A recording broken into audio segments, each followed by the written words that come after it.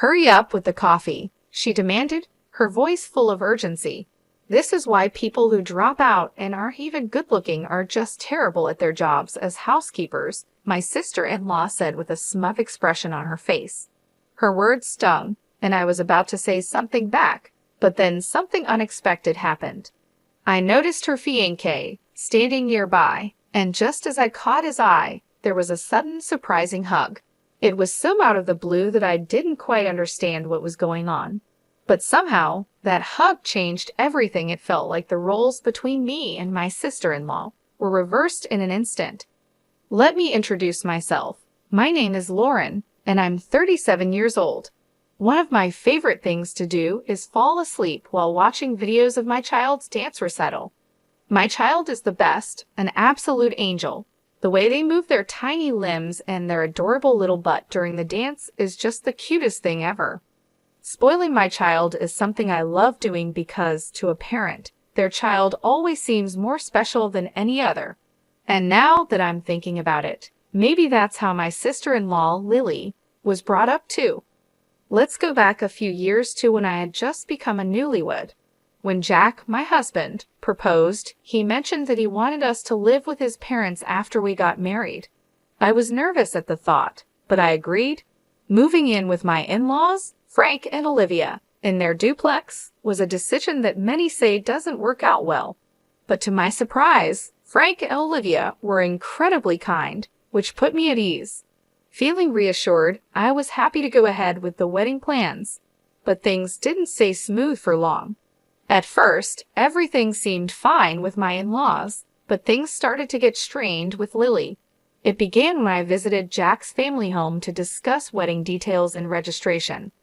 A relative of Jack's who was visiting at the time made a comment, saying, "Jack, you've got yourself a pretty bride." I felt flattered, but at that moment, I noticed Lily glaring at me with cold eyes. Frank, Jack's father, responded cheerfully, "Jack's lucky to have such a beauty." But when I glanced over at Lily again, I thought I saw her glaring at Frank too. At first, I thought I was just imagining things, so I brushed it off and soon forgot about it since we didn't see each other for a while. However, on the day of the wedding, something strange happened. Lily showed up wearing a white dress. She's in her late 30s, so she's definitely not an uninformed student who doesn't know the basic rules of wedding etiquette. She deliberately chose a color that clashed with my wedding dress. Naturally, my in-laws and Jack were shocked and asked, "What were you thinking?" But she simply replied, "This was all I had." According to my in-laws, Lily had left the house wearing a different colored dress and must have changed into the white dress on her way to the wedding, doing so sneakily. Changing clothes in secret like that can only be seen as a malicious act. To make matters worse, she even made a snide comment about my wedding dress, saying, "When Lauren wears it, it doesn't really look like a wedding dress, more like a cheap $250,000 dress. I guess it depends on who's wearing the fancy clothes." Then she just walked away. I couldn't understand why she would do something so hurtful. The next day, after the wedding ceremony, Lily's attitude changed dramatically. While I was doing my chores, she suddenly interrupted me, saying, "Hey, don't wash my laundry with yours." I had taken over the housework for Olivia, my mother-in-law, and was just trying to help out. But Lily didn't like that I had washed her laundry together with mine. She said, "Washing my clothes with a plain Jane's clothes might make me plain too. Disgusting. Wash them again." And then she threw her laundry at me before leaving the room. You might think I should have said something back, but I was so shocked that I couldn't find the words. Adults don't talk like that, right? Separating laundry because plainness might spread. It's the kind of thing you'd expect from a teenage girl who's just learning to be independent, not from a grown woman. To avoid any further hassle, I pretended to rewash the clothes, but just put them back in her closet. Olivia even said it was fine and apologized for Lily's behavior. But from that day on, Lily was relentless. It's true that I dropped out of school when I was younger to chase a dream, so my highest level of education is incomplete. But it's never been an issue for me, and I'm not ashamed of it. Being belittled for my education felt trivial to me. Lily, on the other hand, graduated from a national college near her home. It's not a prestigious university, but she acts like she's more elite than me because of it. She even started saying, "I'm an elite, unlike you." But Lily wasn't always like this. I couldn't figure out what had made her so upset, but a few months after the wedding, we had a gathering with relatives. Although everyone had already met at the wedding, this get-together was more relaxed, giving them a chance to chat with me and Jack. The atmosphere was lively, and soon enough, the conversation turned to our wedding. Jennifer's wedding dress was so cute. One of the relatives exclaimed, "Absolutely, Jack is lucky to have such a beautiful woman. I can't wait to see what their kids will look like," another added, clearly excited about our future together. I don't mean to brag, but I've always felt confident in my looks. Jack might not fit the traditional mold of handsome, but he has a well-balanced face and a charming aura that makes him popular with people.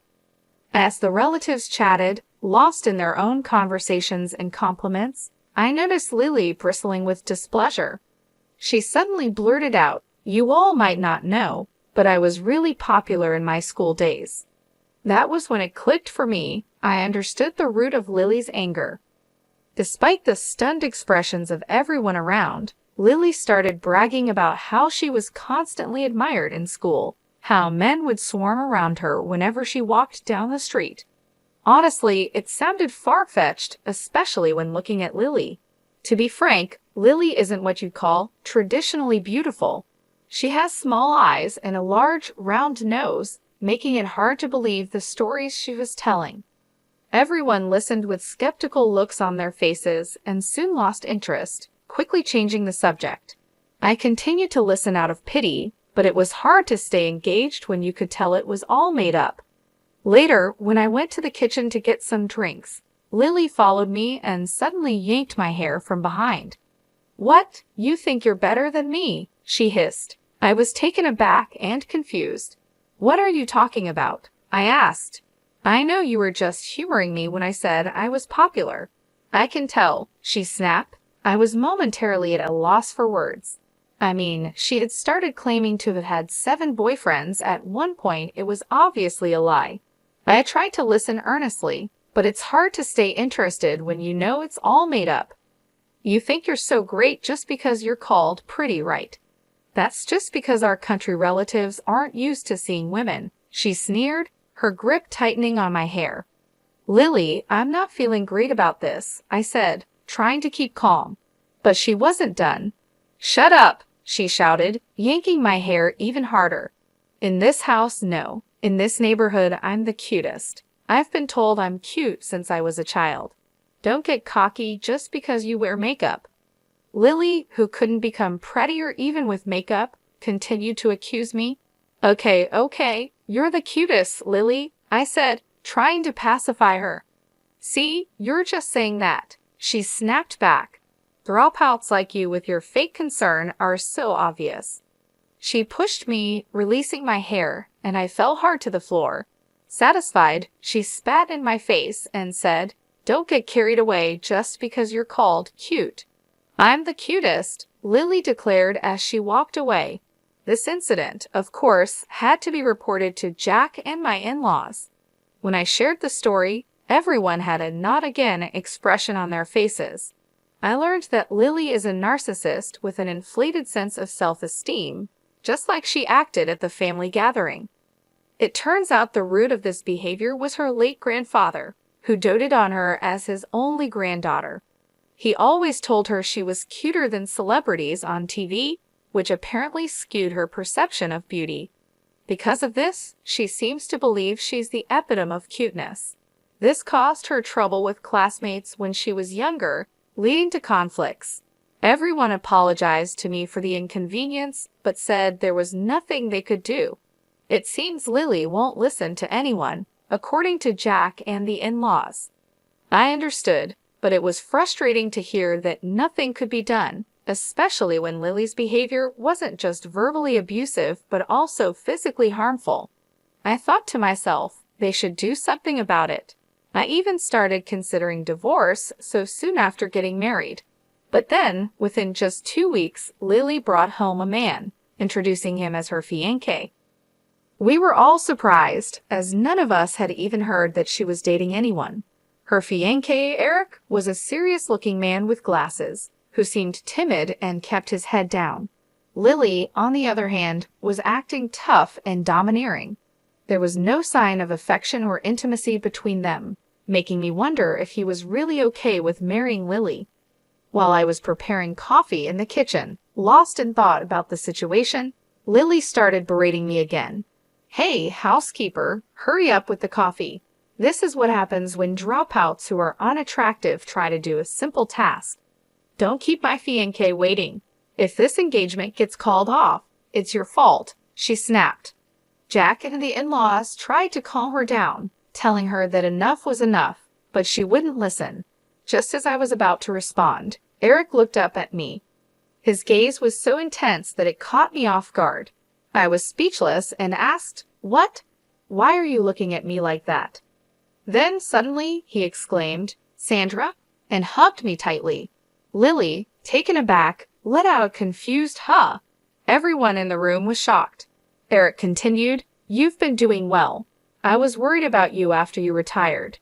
There's no information about you online."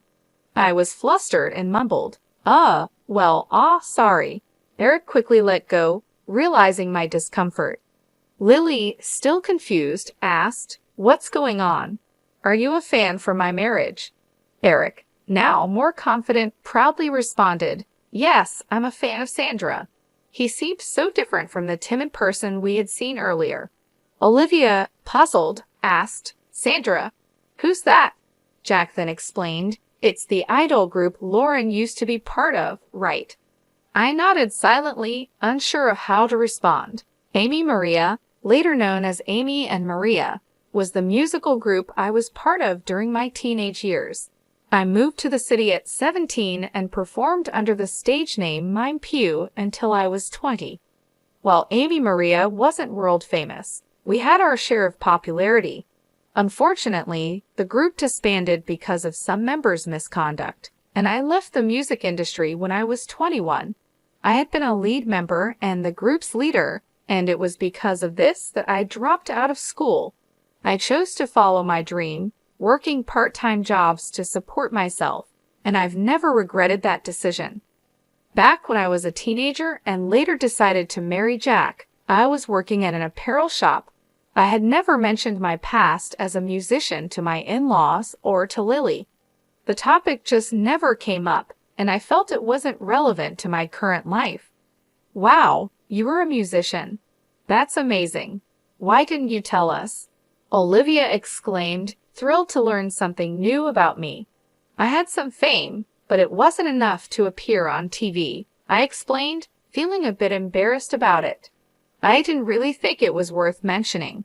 Now, being reminded of that part of my life in front of everyone, I felt a mix of emotions: pride, nostalgia, and a bit of embarrassment. Eric, still glaring at Lily, said, "Lily, you just said some harsh words to Sandra, didn't you?" Lily stumbled over her words, clearly taken aback by the sudden attention. "Oh, well, she muttered, not sure how to respond. Eric didn't let up. "How could you say such things to Sandra? What right do you have to act all high and mighty?" he snapped. "You ugly girl." Suddenly, Eric's anger flared, and he lunged at Lily, leaving everyone in the room stunned. "What? These two are engaged," someone whispered in disbelief. I quickly intervened, trying to calm the situation down. "Eric, calm down. I'm not bothered by it. Don't be so harsh on her," I said, turning to him, but Eric wasn't ready to let it go. "No, Sandra, you're wrong." Eric raised his voice, his frustration clear. "She only approached me because I'm a doctor. She said she would marry anyone if it meant bragging to her sister-in-law." "That's not true, Eric," I said quietly, trying to de-escalate the situation. But Eric wasn't done. "A girl who proposes just after 3 weeks of dating means nothing to me," he said, his voice heavy with disappointment. We were all dumbstruck by the unfolding drama. Apparently, Lily had planned to marry a high-status man just to boast to me. She had told people she'd caught a doctor husband because of her education. Before our wedding, Lily had scored her contacts, attending any dinner party and approaching any man with good prospects. Of course, it wasn't easy to find such a perfect match. Initially, she had casually confessed to handsome men or those in high corporate positions, but she faced nothing but failure. A few weeks later, Lily met Eric, a doctor. Not wanting to lose the chance of being with someone who earned a good income, Lily set her sights on Eric. Eric, inexperienced in love, thought to himself, "No one has ever pursued me so passionately." But a week later, he overheard Lily on the phone and realized the harsh truth: she didn't love him. She was just after the status of marrying a doctor. Despite this realization, Eric accepted her proposal, hoping that maybe, over time, Lily might grow to love him.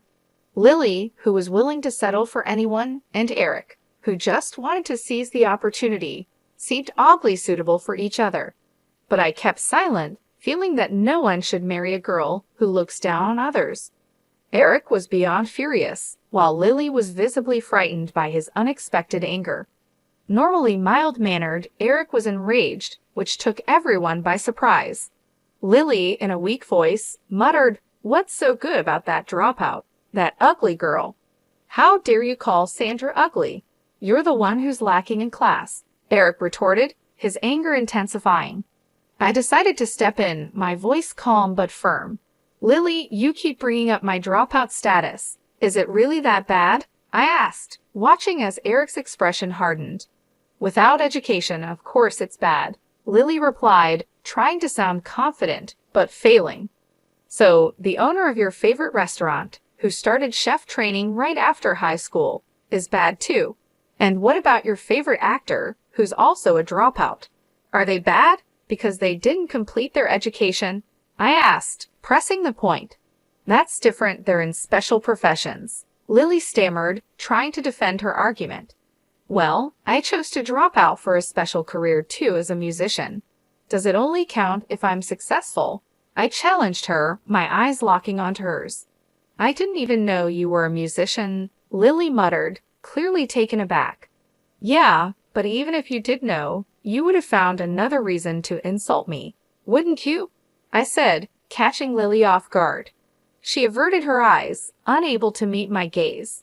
"I don't like to brag about education," I continued, "but since you brought it up, let's talk about it. You might brag about Princeton, but your national colleges. Anyone can get in just by writing their name. And let's not forget, you graduated from the lowest performing high school in the state. Are you just proud of being able to write your name? Isn't that a bit empty?" I said with a smile, watching as Lily's face turned red with embarrassment. "Shut up," Lily snapped, but her voice lacked conviction. "Amazing, Lily. You can write your name. Are you satisfied now? You want to look down on me?" "Go ahead, Lily. You're amazing," I said, mockingly clapping for her. Eric joined in, exclaiming, "Cute. Why did I forget about Sandra for such an ugly girl? Fans are incredible, even now." Even though I didn't see myself as particularly cute, standing beside an adoring Eric, Lily's self-esteem crumbled. She looked devastated, muttering, "This is the worst. I've never been made fun of like this. I'm cute. It's your fault, you know. And besides, it's not just looks, your personality isn't cute either." "I know I'm not the cutest either," I admitted, "but I'm not as bad as you. Maybe start by fixing that ugly personality of yours." "What? Who do you think you are?" Lily's face twisted with anger. "You see," I continued calmly, "a woman's face ages with time. There's no point in being overly confident about your looks. What's important is the heart. Inner beauty shows on your face." Olivia clapped and nodded in agreement. "That's well said," she remarked. Jack added with a wry smile, "True. I used to like cute girls when I was younger, but when I started thinking about marriage, I began to value comfort and personality more. Lily, with your current attitude, you won't find happiness in marriage." Frank, my father-in-law, sharply commented, "You were always called cute, but that was as a grandchild, not in the eyes of the world. With a bad personality, you'll end up being ugly both inside and out. Lily sighed deeply, feeling the weight of everyone's words. This is just the worst, she muttered, and then she started crying. Eric, showing no mercy, said, even though my fiancé is crying, I can't help but think that a girl with a bad personality has an ugly crying face. Let's call off this marriage. I'm confident I will fall for someone like this. Sorry for being distracted by her, Sandra. And just like that, Lily's engagement ended incredibly quickly. She was kicked out of the house, with everyone telling her she needed to learn about life and work on herself. Initially, Lily was defiant. I have friends, she said.